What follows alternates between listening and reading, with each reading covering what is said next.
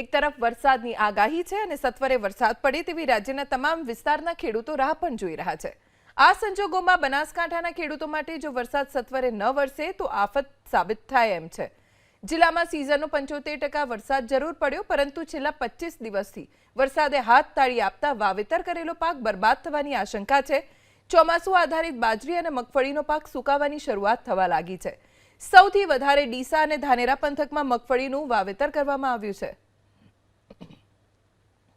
બનાસકાંઠા જિલ્લામાં વરસાદ ખેંચાતા ખેડૂતોની પરિસ્થિતિ દયનીય છે। દ્રશ્યો બતાવવાની કોશિશ કરીશ। ધાનેરા તાલુકાના જે આલવાડા, નેગાળા, ગોળિયા સહિતના જે ગ્રામ્ય વિસ્તાર છે ત્યાં ખાસ કરીને જે ચોમાસું સિઝન આધારિત જે ખેતી કરતા હતા તે ખેડૂતોની હાલત કફોડી છે। મગફળીના પાકના દ્રશ્યો બતાવવાની કોશિશ કરીશ। તમે જોઈ શકો તે પ્રમાણે હાલ આ મગફળીનો પાક જે છે તે મુરઝાવાની પરિસ્થિતિ જોવા મળી રહી છે। મહત્વની વાત છે કે જે રીતે બનાસકાંઠા જિલ્લામાં